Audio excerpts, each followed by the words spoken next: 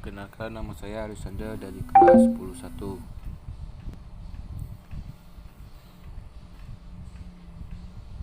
Di sini saya akan memainkan tugas dan wewenangan lembaga negara. Lembaga-lembaga negara Republik Indonesia menurut Undang-Undang Dasar Negara Republik Indonesia tahun 1945. Lembaga-lembaga negara terdiri dari 1. MPR atau Majelis Permusyawaratan Rakyat. 2. Presiden. 3. DPR atau Dewan Perwakilan Rakyat. 4. BPK atau Badan Pemeriksaan Keuangan. 5. MA atau Mahkamah Agung. 6. MK Mahkamah Konstitusi. 7. KY atau Komisi Yudisial. 8. DPD atau Dewan Perwakilan Daerah. 1. Majelis Permusyawaratan Rakyat MPR. A. Anggota MPR terdiri dari DPR dan DPD. Pasal 2 dan 1 Undang-Undang Dasar 1945. B. Anggota MPRS berjumlah sebanyak 550 anggota dan DPD berjumlah sebanyak 4 kali jumlah provinsi anggota DPD. C. MPR adalah lembaga tertinggi negara dalam sistem ketatanegaraan Indonesia, bukan lembaga tertinggi negara. D. Tugas dan wewenang MPR adalah berwenang mengubah dan menetapkan undang-undang dasar, melantik presiden dan atau wakil presiden, dan hanya dapat memberhentikan presiden dan wakil presiden dalam masa jabatan menurut Undang-Undang Dasar tahun 1945 sesuai pasal 3 ayat 1, ayat 2, ayat 3. A. MPR jumlah memiliki hak dan kewajiban seperti diatur dalam Undang-Undang Dasar Nomor 22 Tahun 2003 tentang susunan dan kedudukan MPR, DPR, DPD, dan DPRD.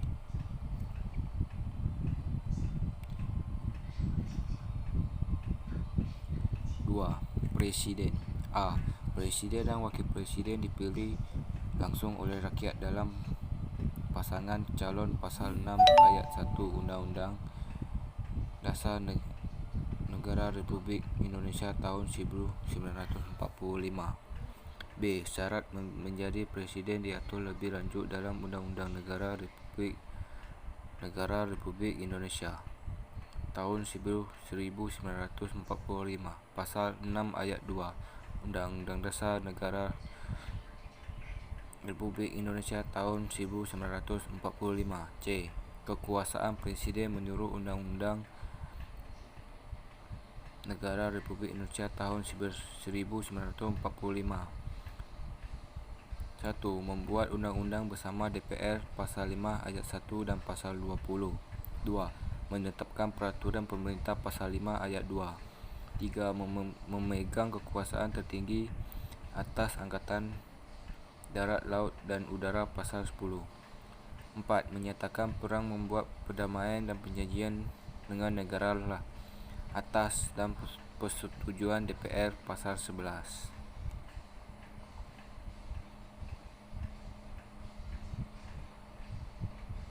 5. Menyatakan keadaan bahaya pasal 12.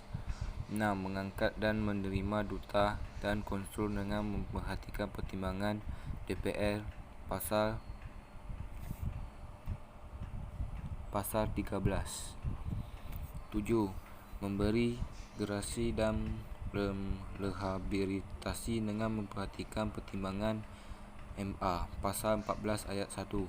8. Memberi amnesti dan abolisi dengan memperhatikan pertimbangan DPR pasal 4 ayat 1 ayat 2. 9. Memberi gelar atau tanda jasa dan lain-lain, tanda kehormatan pasal 15. 10. Membentuk Dewan Pertimbangan yang bertugas memberi pertimbangan dan nasihat kepada Presiden pasal 16. 11. Mengangkat dan memberhentikan Menteri-Menteri Negara pasal 17. 12. Mengajukan RUU APBN pasal 23. 3. Dewan Perwakilan Rakyat DPR. A. Anggota DPR dipilih melalui pemilu pasal 19 ayat 1 Undang-Undang Dasar Negara Republik Indonesia tahun 1945. B. Fungsi DPR adalah fungsi legislasi, fungsi anggaran dan fungsi pengawasan pasal 20 ayat 1 Undang-Undang Dasar Negara Republik Indonesia tahun 1945. C.